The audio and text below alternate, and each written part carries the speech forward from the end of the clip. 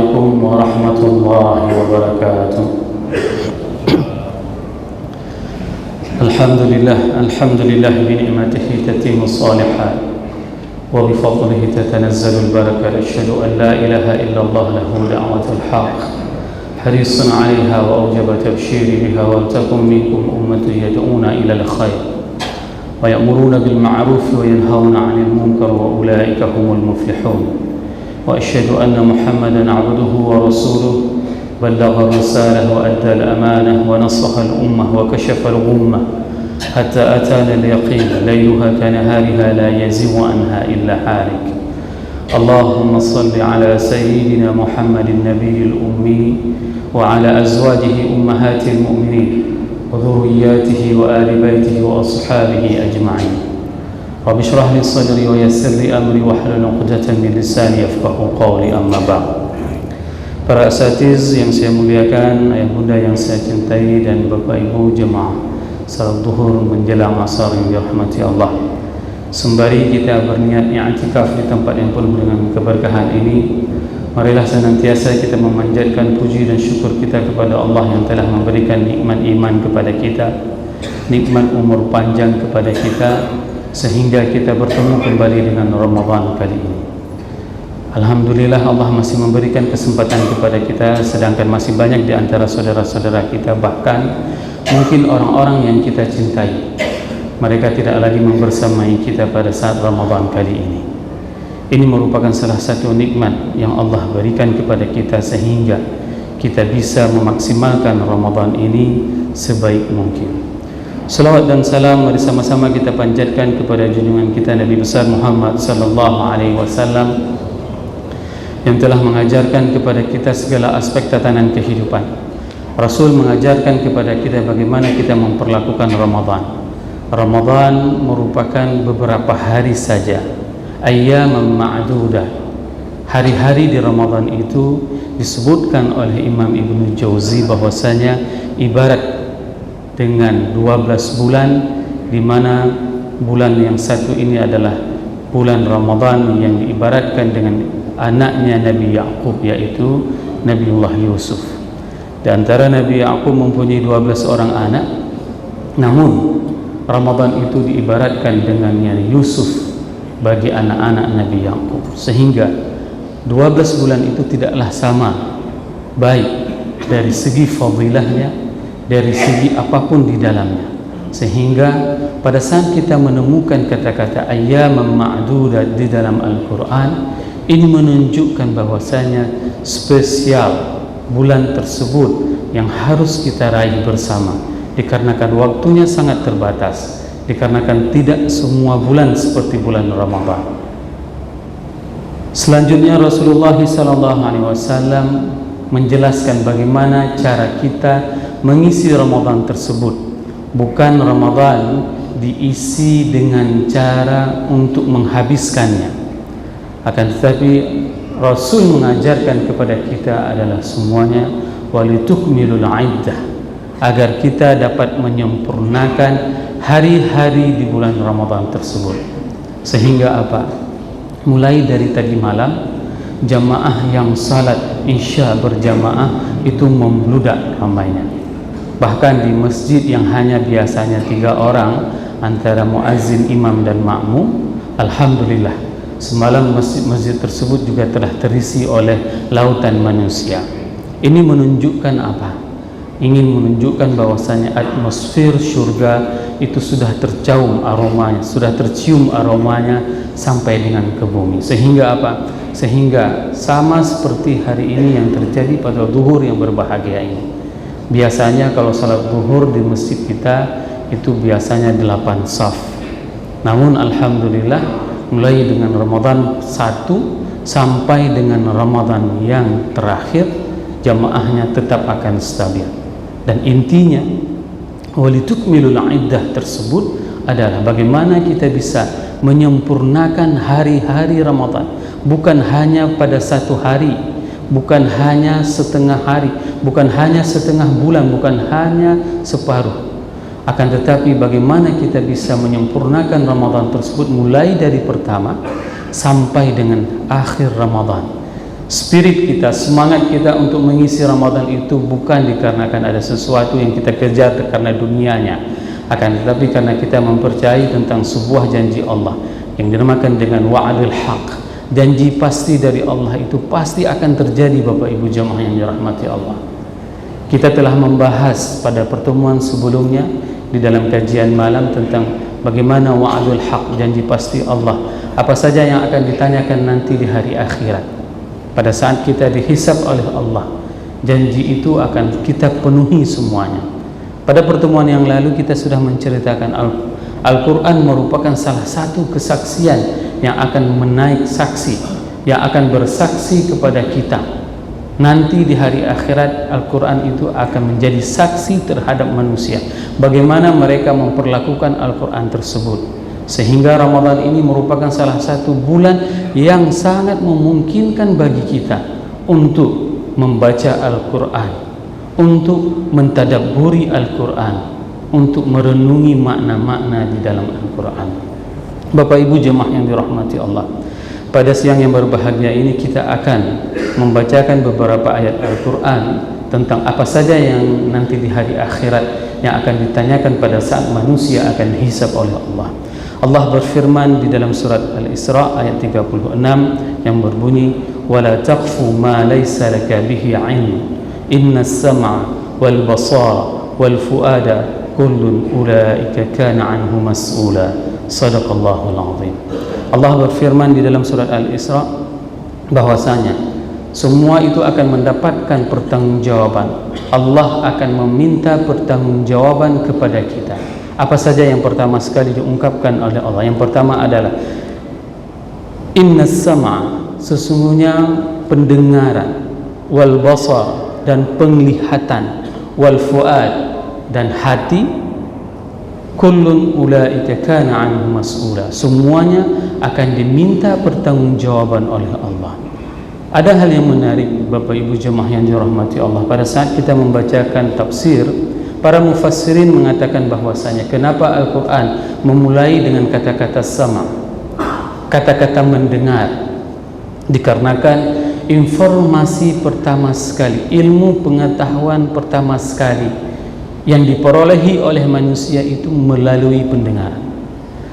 Hari ini dapat kita lihat pada saat kita mempertanyakan bagaimana bisa seorang anak kecil bisa fasih berbahasa Arab ataupun bisa fasih berbahasa Inggris padahal dia masih bayi, padahal dia masih kecil, dikarenakan ternyata ayah dan ibunya adalah orang Arab dan ayah dan ibunya adalah orang Inggris.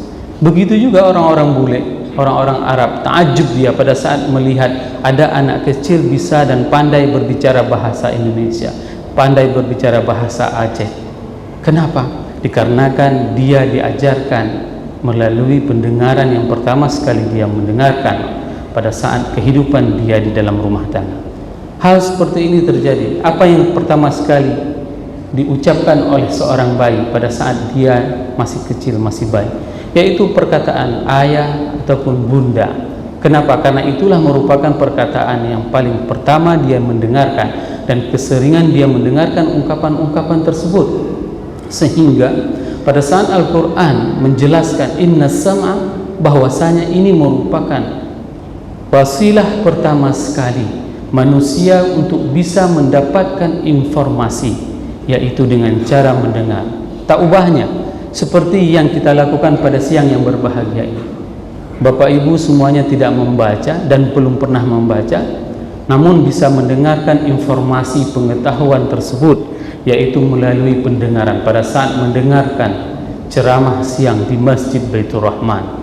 Ini merupakan sebuah nikmat yang Allah berikan kepada kita manusia. Allah memberikan pendengaran kepada kita.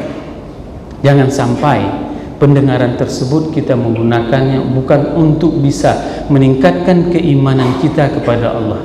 Jangan sampai pendengaran yang kita miliki itu kita gunakan hanya untuk membuat sesuatu yang membuat kita itu lupa kepada Allah, membuat sesuatu yang membuat kita itu tidak bisa memuji Allah, bertambah keimanan kita kepada Allah.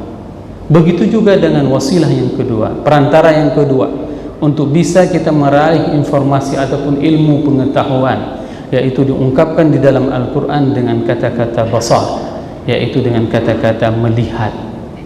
Kenapa Al-Quran tidak menggunakan dengan kata-kata nazar? Karena kata-kata nazar itu adalah sesuatu yang memang harus dipandang, harus dianalisis, harus ditelaah, harus dipelajari lebih mendalam. Akan tetapi basar tersebut adalah penglihatan, di mana penglihatan tersebut itu dapat memperolehi informasi. Berapa banyak hari ini kita itu bisa mengetahui informasi, dan informasi tersebut dengan hasil melihat. Bahasa yang lain kita sering menggunakan dengan kata-kata membaca. Tradisi membaca itu sangatlah lemah, khususnya bagi masyarakat Indonesia. Jarang di antara kita yang menamatkan buku dalam 1 tahun itu 1 atau 10 buku. Berbeda dengan kebiasaan orang-orang di Arab. Orang-orang di Arab, mereka mempunyai sebuah istighfar. Hampir setiap tahun itu dibuat perlombaan membaca buku, diperlombakan, dan itu akan dites siapa yang paling banyak membaca buku. Ternyata saking banyaknya pun mereka membaca buku, itu masih kalah persentasenya orang-orang Arab di dalam membaca jika dibandingkan dengan kebiasaan orang-orang Eropa. Namun yang uniknya itu adalah pada saat seorang yang beriman kepada Allah dan kepada Rasulnya, maka dia pasti akan terus selalu membaca setiap harinya. Apa yang dia baca? Dia akan membaca Al-Quran. Inilah kelebihan orang-orang yang beriman, orang-orang muslim. Pada saat dia mungkin tidak membaca bacaan-bacaan lain, tidak membaca Quran, akan tetapi dia membaca Quran. Inilah kelebihan yang dimiliki oleh umat Islam. Lihatlah bagaimana setiap habis salat, kendati dia tidak pernah membaca buku, tapi dia membaca Quran. Dan kesempatan bagi kita untuk bisa mengkhatamkan Al-Quran ini adalah di bulan Ramadan. Bagi yang mempunyai waktu luang, baca setiap salat itu 1 juz. Setiap waktu salat, maka dalam 1 hari kita sudah membaca 5 juz. Dan ini tidak akan pernah sia-sia. Tidak akan pernah sia-sia. Kenapa? Karena ini nanti akan ditanyakan oleh Allah. Pertama, pendengaran kita. Yang kedua itu adalah penglihatan kita. Apa yang engkau lihat pada saat aku berikan kepada kalian itu mata? Kemana engkau pergunakan mata tersebut? Apakah engkau menghabiskan matamu itu untuk membaca Al-Quran? Ini pertanyaan yang akan ditanyakan nanti di hari akhirat. Maka salah seorang bocah di Mesir yang berumur 10 tahun, dia khatam Al-Quran. Pada saat ditanya oleh salah seorang reporter dari televisi di Timur Tengah, dia menghafal Quran dengan buta. Ditanyakan, apakah engkau kepingin Allah memberikan kembali penglihatan? Apa yang dijawab oleh anak kecil tersebut? Tidak. Aku bersyukur terhadap nikmat yang Allah berikan kepadaku, karena nanti di hari akhirat Allah tidak akan menanyakan tentang mataku ini kemana aku pergunakan. Lihatlah bagaimana keimanan seorang anak kecil. Karena apa? Karena dia tahu nanti di hari akhirat semua anggota tubuh kita ini akan diminta kesaksiannya, dan semua akan bersaksi. Ini merupakan salah satu permintaan pertanggungjawaban dari Allah kepada kita. Kemana mata kita pergunakan? Apa yang kita tonton selama ini? Apa yang kita lihat selama ini? Bayangkan kalau seandainya durasi waktu yang Allah berikan kepada kita itu adalah 24 jam. Berapa jam yang kita habiskan untuk menonton televisi, menonton film? Bahkan ada orang yang memang gemar untuk berlangganan dengan berbagai macam jenis siaran hanya untuk menghabiskan waktunya. Padahal ini adalah semua pertanyaan yang akan kita pertanggungjawabkan di hadapan Allah. Hadirin jemaah yang dirahmati Allah. Dan yang ketiga yang ditanyakan oleh Allah itu adalah wal fuad. Kalau kita menerjemahkan fuad tersebut itu dinamakan dengan hati. Akan tetapi kata-kata hati tersebut ada beberapa komponen yang memang ini harus mendapatkan penjelasan. Yang pertama sekali, pada saat kita menemukan hati tersebut adalah as-sadr, yaitu dada. Sebagaimana Allah berfirman di dalam surat Az-Zumar ayat 22 yang berbunyi, A'udzubillahi minasyaitonirrajim, Bismillahirrahmanirrahim. Afaman syarahallahu sadrahu lil Islam fahuwa ala nurin min rabbih. Ini merupakan salah satu kenikmatan pada saat Allah melapangkan dada. Dada yang begitu sempit ini itu terasa plong pada saat cahaya Allah itu masuk ke dalam rongga dada seseorang. Sehingga apa? Dia itu tidak pernah merasa susah tentang apapun yang terjadi pada dirinya. Dia akan merasa lapang dadanya kendati dia seorang yang miskin. Dia akan merasa lapang dadanya pada saat dia itu orang yang kaya raya. Dikarenakan apa? Dikarenakan ada cahaya iman di dalam jiwanya. Ini yang diungkapkan dengan dada. Dada kita memang letaknya, bentuknya itu berbeda-beda antara satu sama lainnya, akan tetapi keluasan dada tersebut sangatlah tergantung dari nilai-nilai keimanan yang kita miliki di dalam jiwa kita. Yang kedua, kata-kata yang sering kita akan dapatkan pada saat kita menceritakan tentang hati itu adalah al-qalb, yang disebut juga dengan hati diterjemahkan. Allah berfirman di dalam surat Al-Hajj ayat 46 yang berbunyi, A'udzubillahi minasyaitonir rajim, Bismillahirrahmanirrahim, la ta'mal absar walakin ta'mal qulub allati fis sudur. Tidaklah mereka itu buta penglihatan, akan tetapi walakin ta'mal qulub, akan tetapi mereka itu buta hatinya, allati fis sudur, yang terdapat di dalam dada.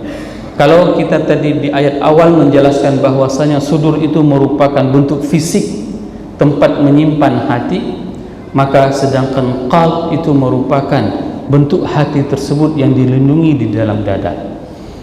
Hati ini merupakan salah satu makhluk yang paling unik, Bapak Ibu jemaah yang dirahmati Allah. Posisinya itu sangatlah kecil, tidak besar, akan tetapi dia itu mempunyai pengaruh yang sangat luar biasa.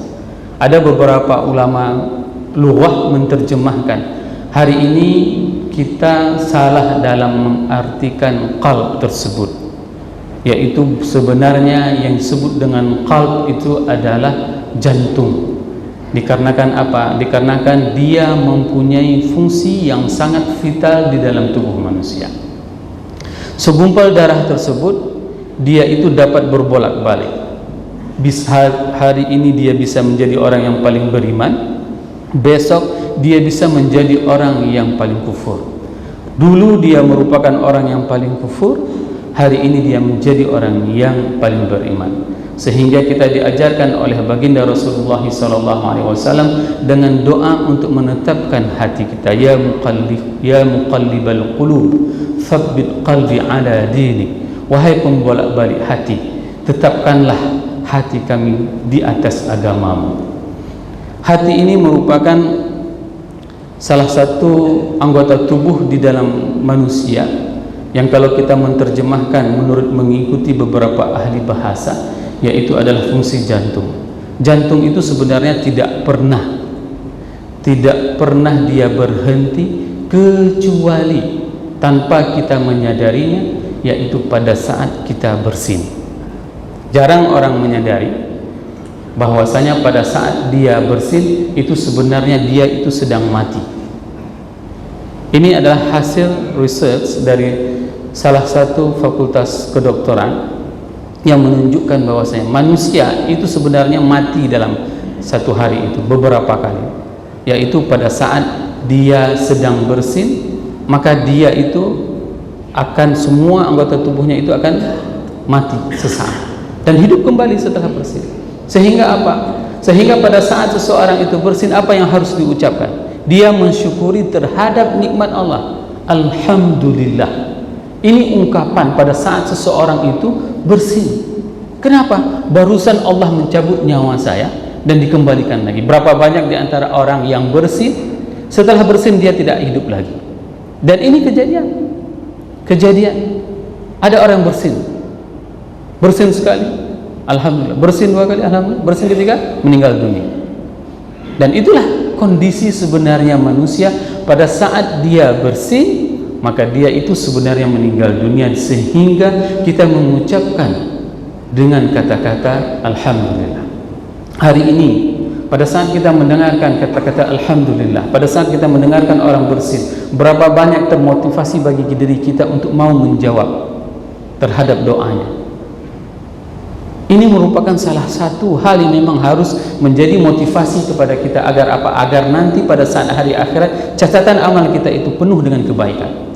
Imam Abu Dawud suatu hari diriwayatkan pada saat beliau ingin menyeberangi sungai di Baghdad. Beliau naik perahu bersama dengan 40 orang lainnya.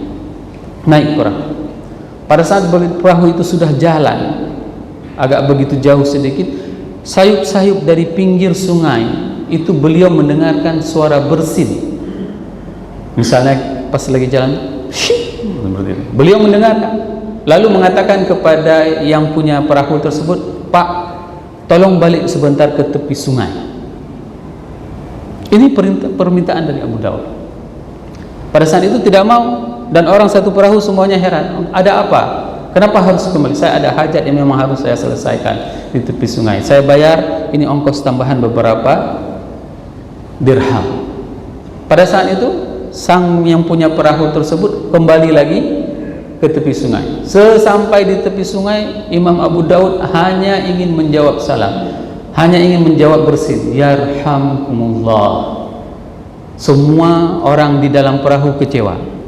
Ngapain balik ke sini hanya untuk menjawab itu? Tapi lihatlah apa yang terjadi. Setelah kejadian ini terjadi, malam harinya ke-40 orang penghuni perahu yang bersama Abu Dawud tadi itu semua mendengarkan suara yang sama. Laqad ba'al jannah Abu Dawud bidarahim. Bahwasanya Abu Dawud telah membeli surga dengan beberapa danai, dengan beberapa dirham, bukan dinar. Dinar itu emas, kalau dirham itu perak. 40 orang semuanya mimpi, mereka mendengarkan suara bahwasanya Abu Dawud telah membeli surga dengan beberapa dinar. Coba bayangkan, ini adalah keutamaan pada saat kita mempunyai kesempatan untuk melakukan kebaikan. Maka lakukanlah kebaikan tersebut. Agar apa? Agar mizan nanti pada saat kita dihisab oleh Allah, kita mempunyai catatan-catatan. Karena pendengaran kita, penglihatan kita, dan fuad kita, yaitu hati kita, itu akan dipertanyakan oleh Allah. Sehingga para mufassirin menjelaskan bahwasanya fuad tersebut itu adalah ilmu pengetahuan yang memang tidak ada keraguan bagi manusia. Dikarenakan apa? Dikarenakan firman Allah Subhanahu wa taala di dalam surat An-Najm ayat 12. Allah berfirman, a'udzubillahi minasyaitonir rajim, bismillahirrahmanirrahim, ma kadzabal fuadu ma kadzabal fuadu ma ra'a.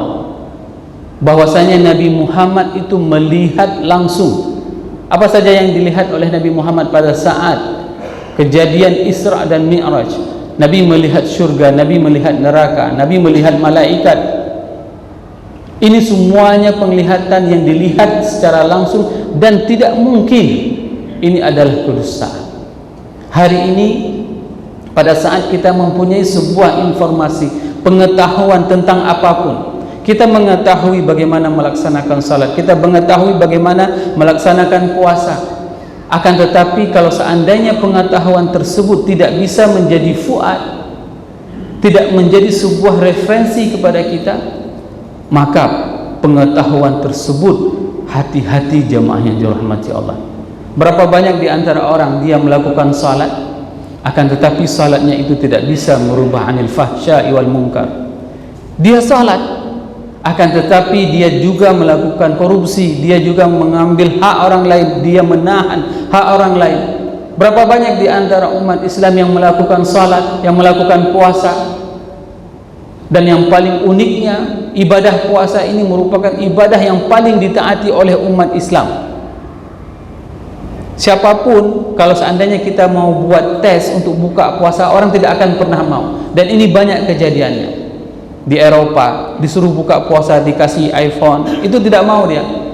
Tapi kalau seandainya ditanya ada nggak sholat, ini menjadi permasalahan yang lain. Puasa iya, sholat tidak.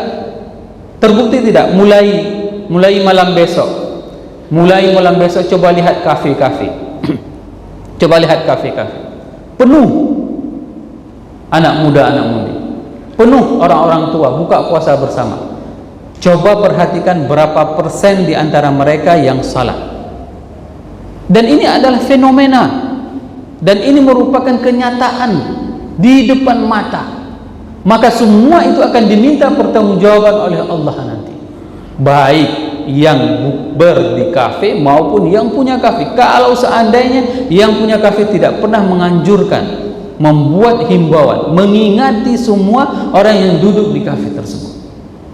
Kenapa? Karena ini semua akan ditanyakan oleh Allah, diminta pertanggungjawaban oleh Allah.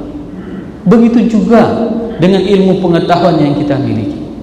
Banyak di antara orang mengetahui, akan tetapi pada saat dia takut terhadap pimpinannya, takut terhadap atasannya, maka ilmu pengetahuannya itu diabaikan,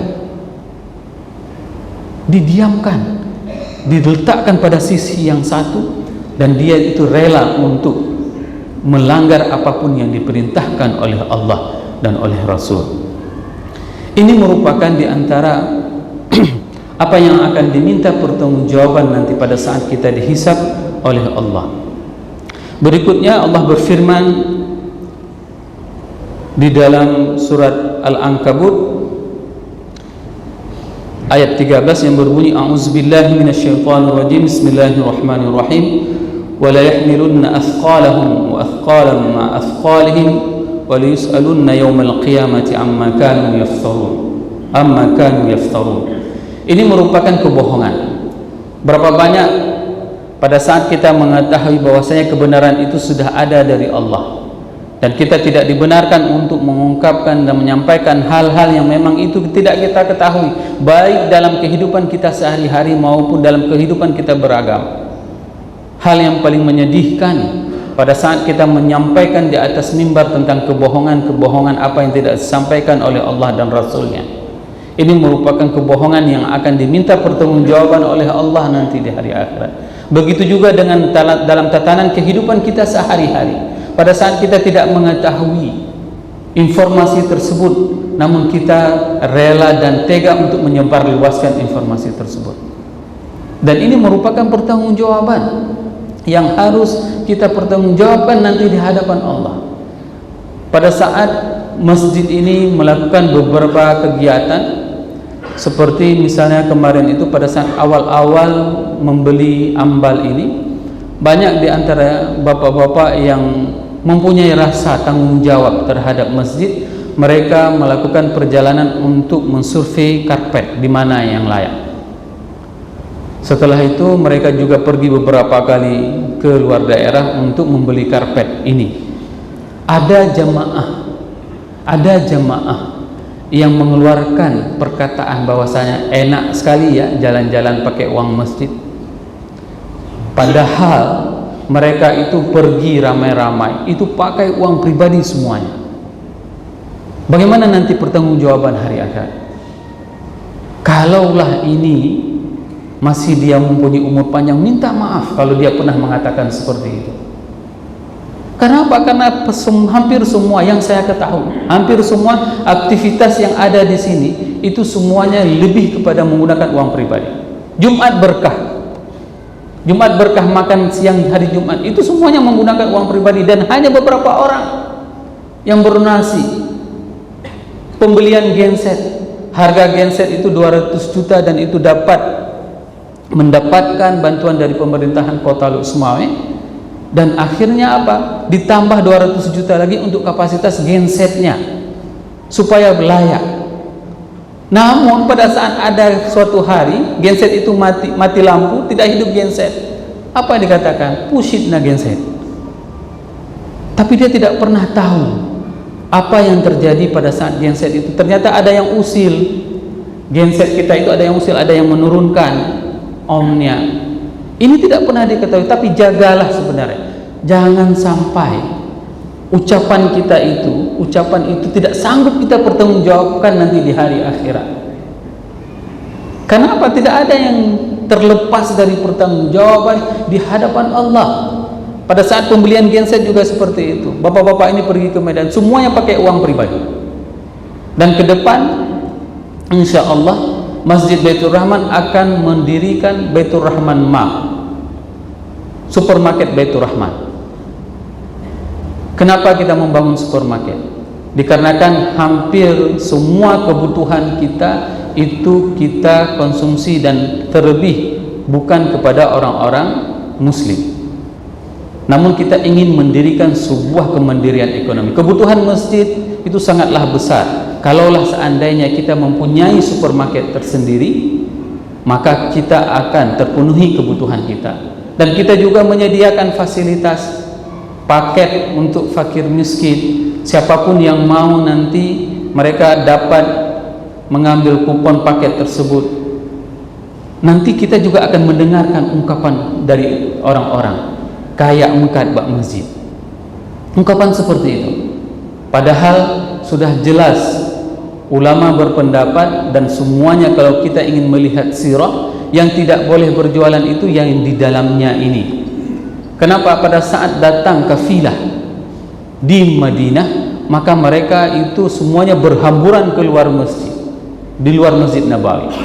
Dan kalau saya menjelaskan kepada jamaah, posisi market di Madinah itu adalah pada saat misalnya pintu Abu Bakar sebelah kiri saya, di sebelah sana itu lurus terus, itu adalah pasar Nabi, bersebelahan dengan pasar orang-orang Yahudi, dan itu letaknya di luar. Tapi kalau sekarang itu di dalam pekarangan masjid.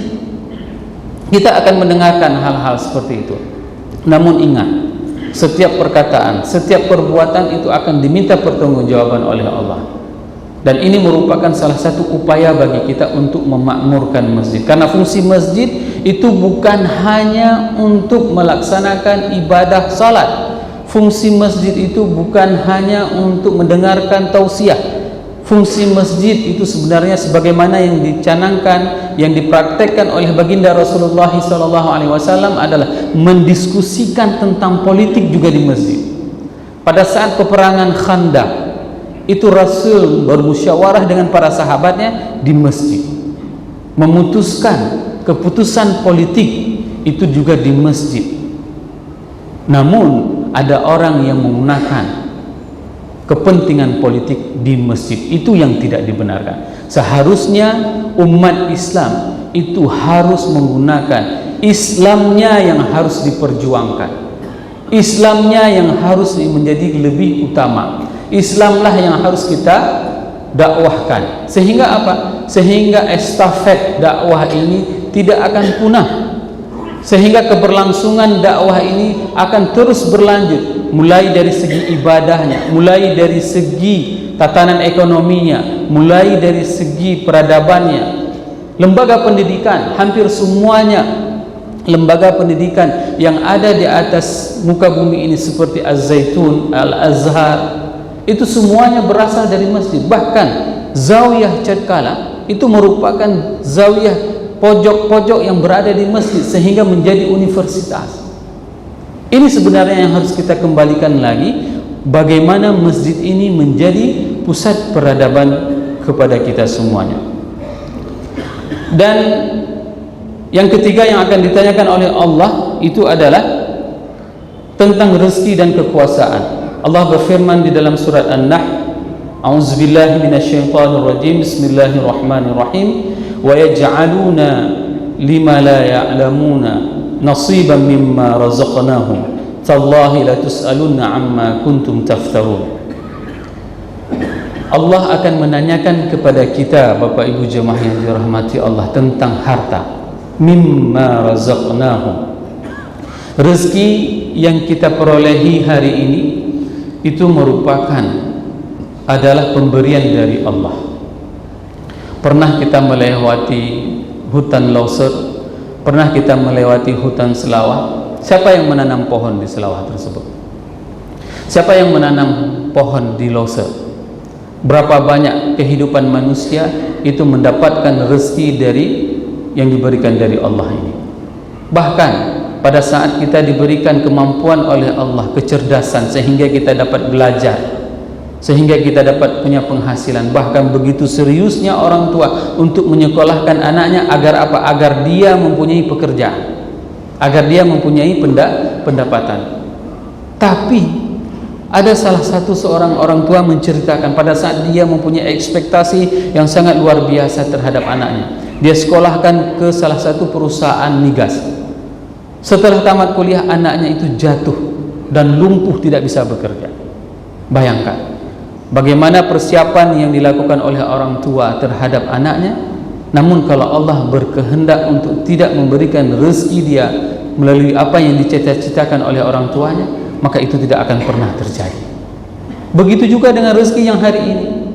Kami sebagai dosen mengajar dengan sangat-sangat nyaman, berbicara di depan adik-adik mahasiswa, menjelaskan tentang keilmuan.